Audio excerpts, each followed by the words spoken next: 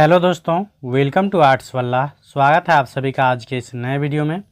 आज हम लोग देखने वाले हैं 12th के ज्योग्राफी का ये चैप्टर नंबर 4 होगा, जिसका नाम है मानव विकास। इंग्लिश में इसको बोला जाता है ह्यूमन डेवलपमेंट। क्या बोला जाता है? Human development. इससे पहले के वीडियो में हम लोगों ने चैप्टर नंबर 1, 2 एवं 3 देख चुके हैं। अगर आप लोग वो वीडियो नहीं देखे हैं तो चैनल पर जाइए, वहाँ मैंने प्लेलिस्ट बना दिया है, वहाँ से आप लोग आसानी पूर्वक देख सकते हैं। तो चलिए हम शुरू करते हैं बिना किसी देरी के। तो देखिए, हमारा पहला जो क्वेश्चन है, याद रखिएगा, इसमें सिर्फ गेस क्वेश्चन को कराया जा रहा है। इसमें 100% पूरा क्वेश्चन नहीं है, सिर्फ गेस किया हुआ क्वेश्चन है जो बार बार एग्जाम में पूछा जाता है या इम्पोर्टेंट है। तो पहला क्वेश्चन हमारा है जो वृद्धि और विकास में क्या अंतर है। तो देखिए, वृद्धि और विकास में क्या अंतर है, तो याद रखिएगा, वृद्धि जो है मात्रात्मक एवं मूल्य निरपेक्ष होता है। मतलब वृद्धि हम लोग सिंपल भाषा में समझिएगा तो वृद्धि किसको बोलते हैं, तो हमारे शरीर में जो लंबाई, भार, मोटाई, ये सब जो बढ़ता है, इसी को हम लोग बोलते हैं वृद्धि।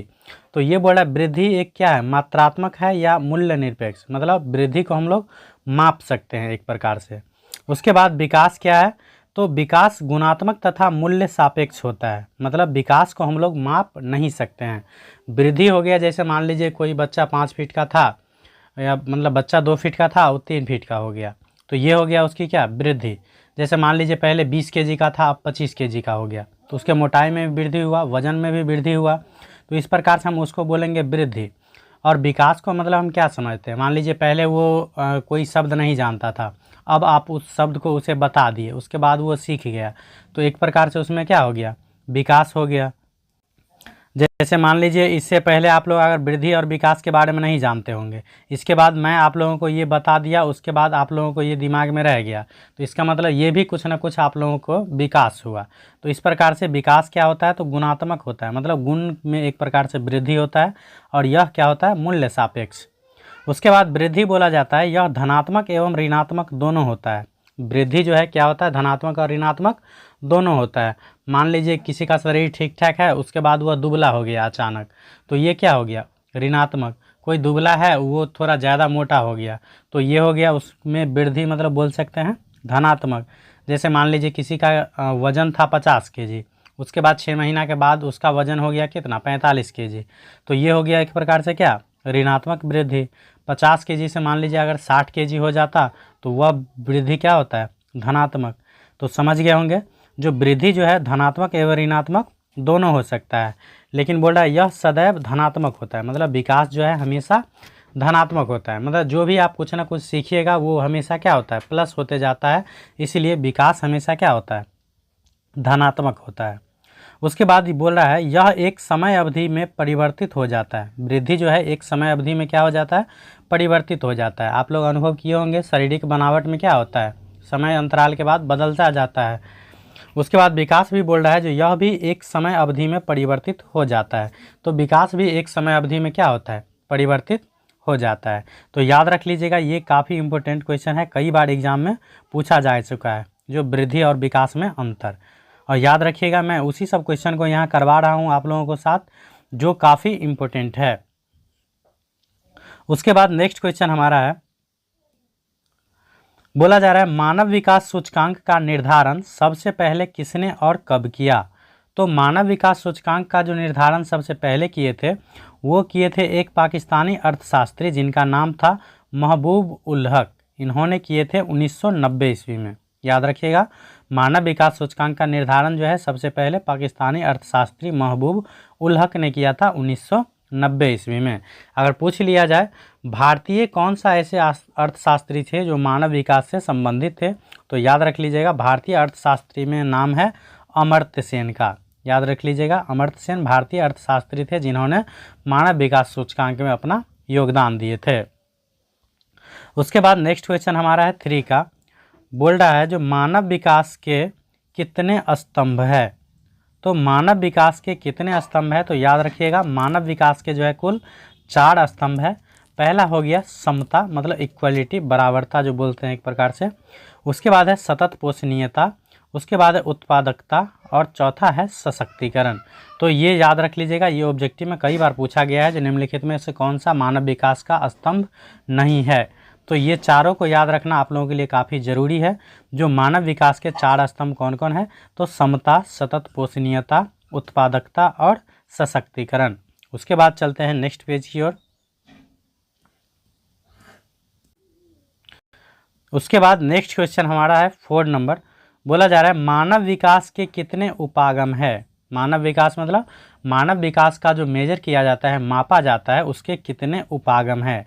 तो याद रखिएगा जो मानव विकास के 4 उपागम है, मतलब 4 चीज़ों से हम मानव विकास को मापा जा सकता है। तो पहला हो गया आय उपागम, दूसरा है कल्याण उपागम, तीसरा है आधारभूत उपागम और चौथा है क्षमता उपागम। तो इससे भी ऑब्जेक्टिव बनता है, पूछेगा मानव विकास के कौन सा उपागम नहीं है। तो इसके लिए आप लोगों को ये चारों का नाम याद रहना चाहिए, जो क्या है, पहला आय उपागम, दूसरा हो गया कल्याण उपागम, तीसरा हो गया आधारभूत उपागम और चौथा हो गया क्षमता उपागम। उसके बाद नेक्स्ट क्वेश्चन हमारा 5 नंबर। जो मानव विकास सूचकांक में पहला स्थान पर कौन सा देश आता है। तो याद रखिएगा मानव विकास सूचकांक में जो पहला स्थान पे रखते हैं वो है नॉर्वे। नॉर्वे लिखा थोड़ा गलत गया है, याद रखिएगा, ये मेरा एक स्टूडेंट के द्वारा लिखा गया है, इसलिए आप लोग थोड़ा बहुत कोऑपरेट कीजिएगा। तो याद रख लीजिएगा नॉर्वे जो है पूरे वर्ल्ड में जो है मानव विकास सूचकांक में प्रथम स्थान रखता है। उसके बाद नेक्स्ट क्वेश्चन हमारा है 6 नंबर। जो मानव विकास सूचकांक किस चीज़ से मापा जाता है। तो मानव विकास सूचकांक जो है किस चीज़ से मापा जाता है। तो याद रखिएगा मानव विकास सूचकांक मापने के लिए 3 चीज़ों को मापा जाता है। पहला है स्वास्थ्य, दूसरा है साक्षरता और तीसरा है संसाधनों तक पहुंच। मतलब कोई भी व्यक्ति कितना दिनों तक स्वस्थ रहता है, उसकी साक्षरता कितनी है, उसके बाद उनका जो है संसाधनों तक पहुंच कितना है। तो ये तीनों चीज़ों को माप के मानव विकास सूचकांक तैयार किया जाता है। उसके बाद नेक्स्ट हमारा है 7 नंबर। जो निम्नलिखित में से कौन सा विकास का सर्वोत्तम वर्णन करता है। तो विकास का सबसे अच्छा वर्णन कौन करता है।